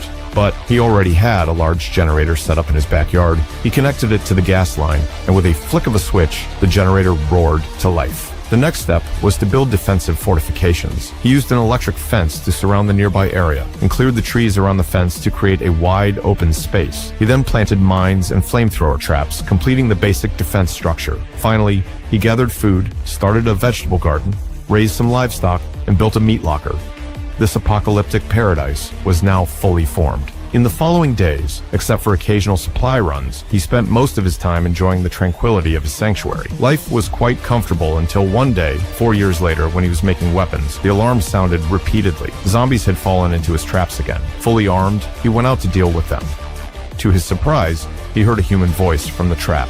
It was the first time in 4 years he had heard another human. To be cautious, he loudly asked if the person had any weapons. After receiving a negative answer, he approached to check. Feeling some compassion for another survivor, he finally lowered a ladder, pulling the man up after confirming that he was not infected. The man claimed to be hungry and swore he wouldn't reveal the location of the paradise. Reluctantly, the bearded man brought him into the sanctuary, offering him the worst steak and wine available. Even the worst was enough to astonish the newcomer, as red wine had long been extinct in the surviving regions. Furthermore, the newcomer had just enjoyed a hot shower. After eating and drinking, the newcomer was even more reluctant to leave. Despite promising to leave immediately, he kept finding excuses to stay. When he began to play a sad song, the bearded man's wary expression softened. Living alone, no matter how comfortable, was ultimately lonely. Having a companion, even if it was another man, seemed like a good idea. Thus, the paradise gained a second inhabitant. However, 3 years later, behind the bearded man's back, Frank made contact with the outside world using a radio and even befriended a woman survivor, planning to invite her to the paradise. This caused a huge argument between the two, but in the end, the bearded man relented and warmly welcomed the woman and her husband, Joel. Joel and his wife had been living in a survivor's camp, which had plenty of weapons and ammunition, but lacked living supplies, opposite to the paradise. Zombie attacks were unceasing, and the paradise's ammunition was running low, especially the high-voltage electric fence, which was badly in need of repair. Thus, even though the negotiations were not very pleasant, they were necessary. In the end, Bill agreed to establish a trade network. Before Joel left, he gave a sincere warning. You need to protect yourself and Frank. He wasn't just talking about Frank. The supplies in the survivor zone were becoming increasingly scarce, causing desperate individuals to flee. Their methods of searching for resources followed the law of the dark forest, making the paradise more dangerous with each passing day. Joel's prediction proved accurate. Every year, waves of invaders would launch sneak attacks. Although the traps outside always thwarted them, the number of invaders kept growing. Finally, on a rainy night, Bill was hit in the abdomen by a grenade. Surprisingly, Frank didn't take this opportunity to seize power, but genuinely tried to save Bill. The scene shifts to 10 years later. Ironically, Frank was the first to end up in a wheelchair and the first to want to end everything, suffering daily from cancer. One day, he looked at Bill with deep emotion, hoping Bill would pour white powder into his wine to end his miserable life. Although Bill was heartbroken, he finally agreed.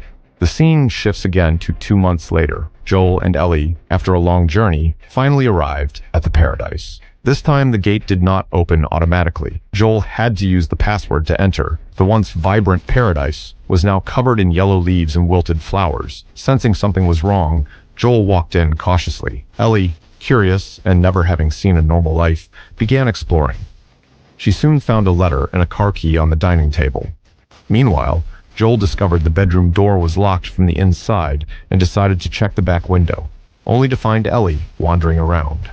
Bill and Frank had built a deep bond. Bill never intended to poison Frank, but decided to put the powder in their wine and joined Frank in death. Bill left the bunker password in the letter, hoping Joel could use the weapons inside to protect the one he loved most. Joel was overwhelmed with emotion. Once enjoyed meals in this courtyard, now he was alone, wondering if it was fortunate or unfortunate. Despite the sorrow, life had to go on. Joel and Ellie left the paradise resolutely, starting their journey. Their first stop was Kansas City. To their shock, the once bustling city had no zombies, and the military's shelter gates were wide open, with no one in sight. Any cry for help in such a situation would arouse suspicion, especially for the experienced Joel. Without hesitation, he floored the gas pedal. However, it turned out to be a trap. A rock shattered the windshield, followed by professional road spikes, causing the vehicle to crash into a nearby laundromat. Before they could recover, gunfire erupted. Joel quickly told Ellie to hide behind the wall while he prepared to fight back. He took a rifle from the car and waited for the right moment. Joel yelled and began firing back, while Ellie crawled through a small hole to another room. With Ellie safe, Joel could fight without worry. He timed his shots with the attacker's reloads, quickly taking down one. He reloaded and anticipated the next move, realizing the attackers would try to sneak in. A gun barrel appeared, and Ellie froze in fear, but Joel's shot from outside took out another attacker. During a reload, another assailant rushed in, catching Joel off guard, but Ellie was instantly subdued. No matter how hard she struggled, it was futile. Seeing Joel on the verge of defeat, Ellie suddenly appeared behind the man and shot him in the leg, successfully saving Joel. Faced with death, anyone would feel fear, especially since the attacker was young. But it was all in vain, as Joel never believed in letting the enemy escape. To prevent Ellie from becoming like him, Joel sternly told her to hide behind the wall. The cries for help from the attacker ceased in Ellie's tears. What Joel didn't expect was that this man was the son of Kathleen, the local raider leader. Kathleen had once swiftly cleared the city of zombies and brutally suppressed all traitors. Now, with her son dead, she wouldn't let it go. Soon, a fleet of cars emerged from the camp, dispersing throughout the streets. Numerous armed men began sweeping every room. Unexpectedly, Joel and Ellie hadn't fled far, but were hiding in a laundromat across the street. As the chaos ensued outside, Joel started teaching Ellie how to protect herself.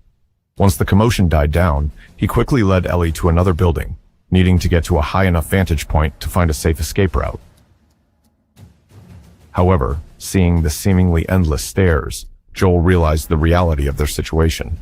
Even if he pushed himself to the limit, he could only make it to the 33rd floor and would need to rest for the night before continuing. Before sleeping, Joel set up broken glass by the door to prevent any sneaky attacks. Exhausted, Joel fell asleep immediately, but he was startled awake by a noise to find Ellie being held at gunpoint, with a cold barrel pointing at him. Fortunately, the intruder wasn't there to kill, but to negotiate. Ellie intervened, allowing them to have a conversation. The intruder, Henry, and his brother, Sam, were also enemies of Kathleen. They had been hiding in a nearby building, barely surviving. While out searching for food, they saw Joel's skills and decided to approach him, hoping to escape the city together. Henry knew a way out. That night, led by Henry, they ventured into the city's underground maintenance tunnels. Despite Henry's assurances that there were no zombies, Joel remained cautious, leading the way. It turned out Henry was right. There were no zombies, and they even found a room filled with toys and a spacious football field. Ellie and Sam, both born after the apocalypse, had never experienced a carefree childhood and were overjoyed. Seeing their excitement, Joel decided to rest there for 2 hours. During this time, everyone got to know each other better. They learned that Sam had a serious illness as a child, and Henry had offended Kathleen while trying to get medicine for him. Although Sam survived, he lost his ability to speak. Happiness was fleeting. They safely passed through the tunnel and reached the city's edge. Now, they just had to cross a small bridge to escape Kathleen's territory. Unexpectedly, a sniper was positioned on the bridge, initially meant to prevent zombie invasions, but now a threat to them. Joel decided to sneak around and deal with the sniper. Upon opening the door, Joel was stunned to find an elderly man. Joel didn't want to hurt him and told him to hand over the weapon and leave, but the old man resisted, forcing Joel to shoot him. As Joel picked up the sniper rifle, Kathleen's voice came through the radio, instructing the old man to stall for just 1 minute until reinforcements arrived. Joel quickly shouted to Ellie, but the distance was too great for his voice to be heard. Meanwhile, Catherine's armored vehicle appeared at the end of the road. The bulldozer in front was plowing through all obstacles with ease. Joel tried to shoot the driver, but his panic caused him to miss several shots. The bulldozer was clearly targeting Ellie, who was about to be crushed. Finally, Joel steadied himself and hit the driver, causing the bulldozer to swerve and crash into a roadside shop. Gasoline spilled out and ignited, creating a thick cloud of smoke that blocked Catherine's pursuit. Henry took the opportunity to help Ellie, and they hid behind a car. But before they could find an escape route, the smoke dissipated, leaving them exposed. Unexpectedly, the burning bulldozer began to sink into the ground, accompanied by monstrous roars. The Catherine's troops had no time to worry about Ellie. They hurried to the edge of the pit. Shortly after, a horde of zombies emerged, attacking in a frenzy. Despite their efforts to shoot back, the group was quickly overwhelmed. Amidst the chaos, a zombie lunged at Ellie but was shot dead by Joel before it could harm her. Ellie quickly climbed into a car, watching the hellish scene unfold. Their troubles were far from over. A larger, more powerful zombie emerged from the pit. This hulking creature was impervious to ordinary attacks and easily decapitated one of Catherine's guards. Meanwhile, Ellie, under Joel's cover, tried to escape with Henry but was spotted by Catherine. Facing her gun, Ellie looked towards a graceful zombie nearby.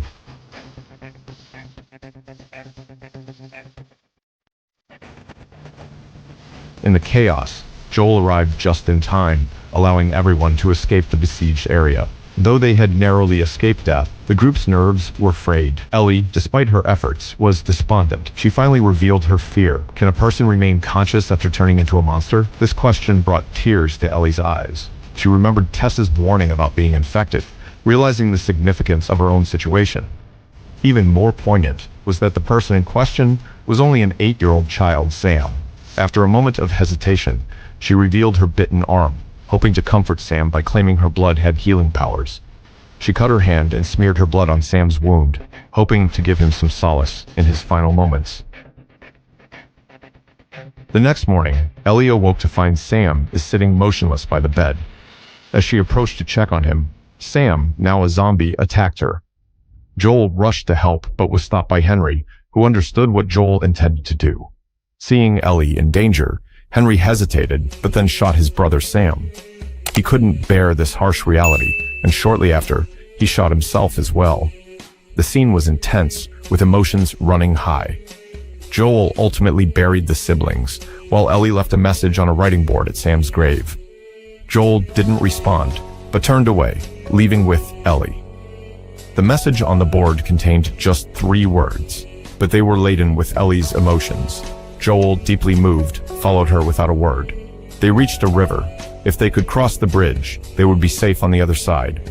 Fortunately, their passage was uneventful, encountering no zombies or marauders. This allowed them to relax completely, even joking loudly in front of the dam. But when they turned around, they were faced with a group of riders on horseback. The riders even released a dog trained to detect infection. The dog started sniffing Joel frantically. Luckily, he had never been infected by the cordyceps fungus, so he wasn't afraid of the inspection. However, Ellie's immune system made her a carrier of the fungus, and the dog began growling at her. Joel became extremely anxious. To his surprise, instead of attacking, the dog began playing with her. It turned out the dog was only testing if Ellie was dangerous. When Joel mentioned he was looking for his brother, Tommy, a woman among the riders quickly rode forward. The scene shifted to Joel following the riders to a well-fortified settlement. This place had many guards, thick wooden gates, and was like a paradise with shops, parks, hospitals, and schools, forming a self-sufficient town. Most importantly, Joel found his brother Tommy there. The two embraced tightly after being separated for so long. Joel had crossed half of America to find his brother and was finally relieved. However, during a meal, Joel felt uneasy because a woman he didn't know was sitting between him and Tommy. To Joel's surprise, Tommy held the woman's hand and announced they were married. This was hard for Joel to accept, not because he didn't want his brother to be happy, but because he had been worried sick about losing his only family. Joel's wife, Tess, had even sacrificed herself during the journey to find Tommy. Now that Tommy was safe and happy, why hadn't he sent any word? Joel was even more disheartened when Tommy refused to help escort Ellie to the Fireflies' camp. Tommy's reason for not going made Joel even more frustrated. Meanwhile, the woman, Maria, was braiding Ellie's hair and subtly suggesting that Joel was dangerous, which irritated Ellie. Seeing this, Maria tried to play nice by saying the people Joel killed were innocent. Ellie lost her patience and told Maria off, making it clear that she was only following Joel's instructions and hoped Ellie wouldn't make the same mistake. Back with Joel, he had no choice but to tell Tommy about Ellie's immunity, hoping Tommy would take her to the Fireflies' camp. After all, Ellie was humanity's hope, and Joel felt too old and deaf in one ear to safely escort her. Tommy couldn't refuse such a request and eventually agreed. But that night, Joel had a change of heart, not wanting to risk Tommy's safety. The next morning, he gave Ellie the choice, and they decided to continue the journey together. Their journey to the university where the Fireflies were supposed to be was surprisingly smooth, taking only 5 days. However, they found the camp deserted, filled with aggressive monkeys. In the command room, now taken over by monkeys, Joel found a map showing other Firefly locations. Suddenly, they heard voices outside. A group of armed raiders was approaching. Joel and Ellie tried to escape through the back door, but a raider spotted them. Joel quickly overpowered him but got stabbed in the process. They managed to escape on horseback, but the bumpy ride worsened Joel's injury. Eventually, Joel couldn't hold on and fell off the horse. Ellie, determined not to lose someone she cared about again, tried to stop the bleeding. She ignored Joel's pleas to leave and desperately searched for anything that could help. She found only a sewing kit and used it to stitch Joel's wound, finishing the painful task with determination. She then administered an anti-inflammatory drug, even though she didn't fully understand how to treat injuries. After failing to get a response from Joel, Ellie reluctantly injected the medication into his wound. The next day, Ellie went out again to look for food. Suddenly, nearby crows took flight, startling her. Realizing someone was approaching, she spotted 6 fully armed people walking towards her, led by David. Without thinking, Ellie hurriedly ran back to wake Joel, but he was still very weak and could barely open his eyes. Helpless, Ellie placed a knife in Joel's hand and took one last look at him before saying, Okay, someone is coming. I'll draw them away from you. If anyone comes, you have to kill them. Don't let them find you." After speaking, Ellie ran out of the basement, blocked the entrance with a cabinet, and then rushed towards the group. She managed to attract their attention, but as the men prepared to pursue her, David shouted for everyone not to harm her. However, the men were already consumed with vengeance and ignored David's orders. They first shot the horses at the entrance and then aimed their guns at Ellie. At the last moment, David arrived and stopped them, even carrying Ellie back to their camp himself. He ordered 2 men to bring back the horse meat, leaving 3 others to search for Joel. Despite their small number, the men soon found the wooden house where Joel was hiding. They noticed a cabinet that seemed out of place, and behind it, they discovered a door to the basement. However, they were unprepared for Joel's ambush, and he killed one of them with a knife before collapsing from exhaustion. Determined to protect Ellie, Joel mustered the strength to stand again. Meanwhile, Ellie woke up in a cage with David sitting outside. He started a conversation, curious about her name. Despite her brave front, Ellie was filled with fear. She had never been in such a dire situation alone, especially not against such ruthless raiders. On the other hand, Joel managed to capture the other 2 men and, though still weak, extracted the location of their camp through interrogation. Joel then set off to find Ellie, following the trail of blood and eventually locating a warehouse filled with cleaned and tightly wrapped human remains, stored like food. Ellie's defiance infuriated David, who decided to pull her out of the cage, but she bit his hand, causing him to lose his composure. He dragged her to a table, ready to execute her with a cleaver, but Ellie screamed that she was infected. David didn't believe her until she showed the bite mark on her arm, causing him to hesitate. Seizing the moment, Ellie grabbed a knife and attacked, then ran towards the exit. only to find all exits locked. Hiding behind a cabinet, Ellie waited for an opportunity. Using the skills she had learned from Joel, she silently found a weapon and launched a surprise attack on David. Though she was knocked to the ground, she fought relentlessly and finally managed to reach the weapon and kill David. Ellie and Joel were now close to their destination. The headquarters of the Rebel Firefly organization is located in the western United States. It can be reached by passing through this abandoned building. However, when Ellie climbed up, she seemed to see something and ran off without even lowering the ladder. This alarmed Joel, who quickly set up the ladder and climbed after her. When he saw the scene before him, he also stood still, mesmerized. This dreamy scene is one of the most classic moments in the game. To recreate this classic scene, the crew even invited real location scouts to make a cameo appearance. Ellie's worries seemed to vanish in this beautiful scene, but while she was immersed in joy, she didn't notice Joel's strange look or realize that his later outburst was rooted in this moment of strangeness. After catching his breath, Joel finally witnessed a moment of perfect harmony between man and nature. This rekindled his desire to see Ellie grow up happily. As a result, he suggested not going to the Firefly base, as the Fireflies were not entirely benevolent, and he didn't want to risk everything for a mission forced upon them. However, after much consideration, Ellie decided to complete the mission to save humanity, because she didn't want to see anyone else die, especially not because of her. To reassure Joel, she promised that once everything was over, she would go wherever he wanted.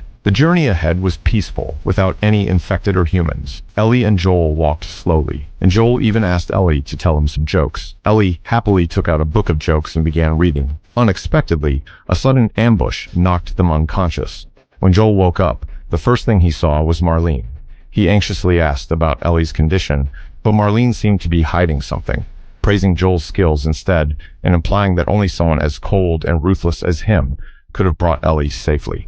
Joel didn't buy it and kept pressing until Marlene revealed the truth. The doctors discovered that Ellie had been carrying the cordyceps fungus in her body for years, and it had developed a chemical that made other cordyceps think she was one of them, preventing infection. By extracting and cultivating this fungus, they could mass-produce the chemical to save humanity. Despite Marlene's grand vision, Joel's only concern was Ellie. When he realized the procedure would kill her, he vehemently opposed it. Marlene, however, was determined not to miss any chance to save humanity, even if it meant sacrificing Ellie, her friend's child. In Joel's eyes, family always came first, and he wouldn't let anyone harm Ellie. Realizing Joel wouldn't be persuaded, Marlene ordered her men to escort him out of the city and gave him Ellie's switchblade as a keepsake. She warned her men to shoot Joel if he resisted, but 2 guards were no match for Joel, and anyone standing between him and Ellie would meet a violent end. As they reached the stairs, Joel snapped, unleashing his fury on the Firefly base. Joel tore through the base without caution, driven only by the need to save Ellie. He searched every corner of the hospital, finally reaching the pediatric floor, a place full of life and hope. But here, Ellie was about to lose her life. A defiant doctor tried to resist and was promptly shot by Joel, setting the stage for the sequel and sealing Joel's tragic fate. The scene shifted to Joel carrying Ellie into the underground garage, only for Marlene to confront him. This led to the film's most controversial point. Marlene believed Ellie should have the choice to sacrifice herself, but Joel didn't want to let her choose, knowing she would likely choose to sacrifice herself. Even if she chose to live, she would carry the guilt forever. The mission's burden had already weighed heavily on her, and adding guilt would crush her. So, Joel made the decision for her. After placing Ellie in the car, he returned to Marlene and... At an NBA game, a 13-year-old boy named Calvin unexpectedly challenges the Knights' star player, Tracy, to a one-on-one match. Tracy smirks and underestimates the boy, casually teasing him in his mind. Calvin suddenly crouches down to tie his shoelaces. The next moment, he fakes out Tracy, drives past him, and makes an easy layup. The crowd erupts in amazement. Tracy's expression shifts as he starts to take Calvin seriously, but Calvin tricks him again with another fake and sinks a three-pointer. Everyone in the arena is stunned. Now, Tracy is furious. He throws off his jersey and tosses the ball back to Calvin, daring him to attack. Calvin doesn't back down.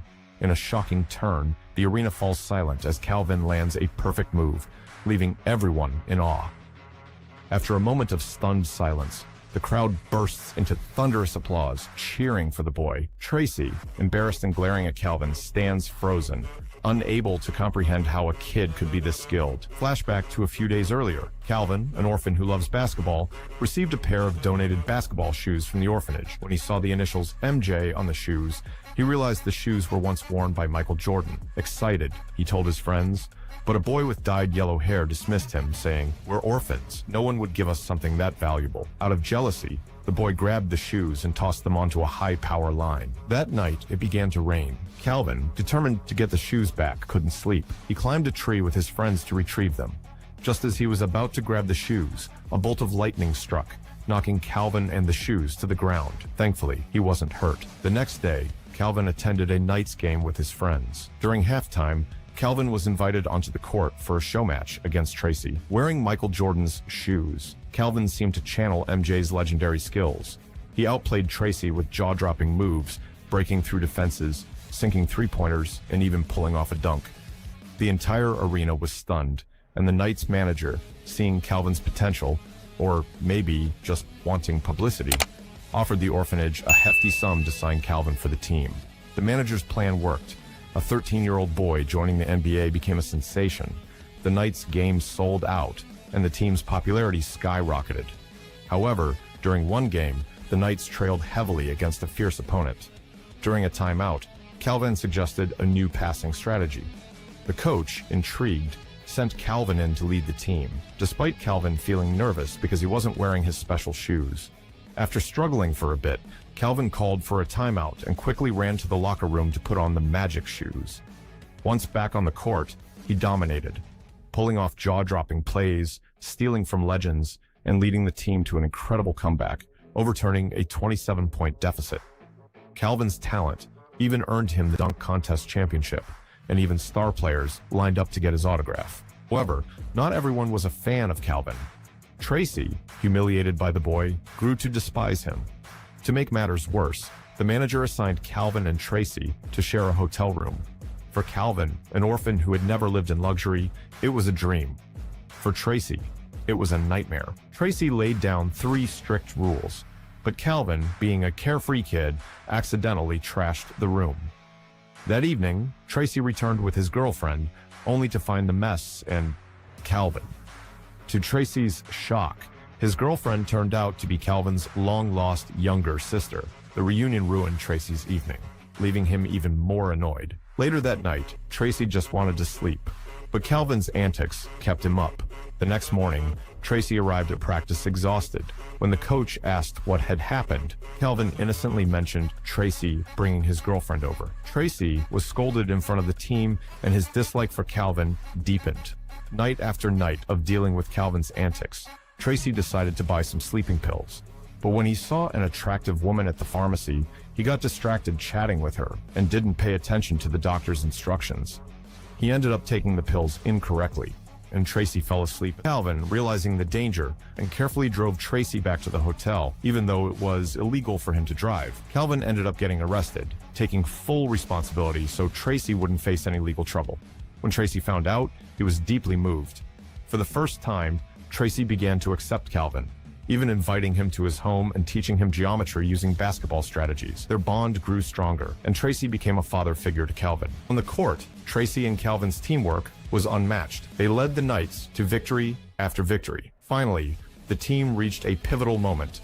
One more win would secure their spot in the NBA Finals. The coach motivated the players by reminding them that winning would mean another season together. Calvin and Tracy exchanged knowing smiles. Deep down, both of them longed for a sense of family. When Calvin learned that Tracy hadn't spoken to his father in years, he couldn't understand why. Determined to help, Calvin tracked down Tracy's father and brought him to Tracy's home, hoping to reconcile the two. However, their once strong relationship became strained, and they stopped speaking to each other. Without their synergy, the team played poorly and lost a critical game. The coach, frustrated, issued an ultimatum. If they lost the next game, both Tracy and Calvin would be off the team. Before the game, Tracy tried to reconcile with Calvin, but Calvin ran off to the orphanage.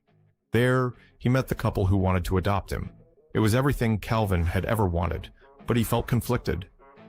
Meanwhile, the orphanage director revealed to Tracy that Calvin's skills were thanks to the magic shoes. However, if Calvin left with his new family, the orphanage wouldn't receive the money they expected. Jealous and desperate, Calvin's rival stole the shoes and bet $100,000 that the Knights would lose. On game day, Tracy approached Calvin, ready to express his feelings. He had reconciled with his own father and decided he wanted to adopt Calvin and be the father figure Calvin never had. But before Tracy could speak, Calvin's potential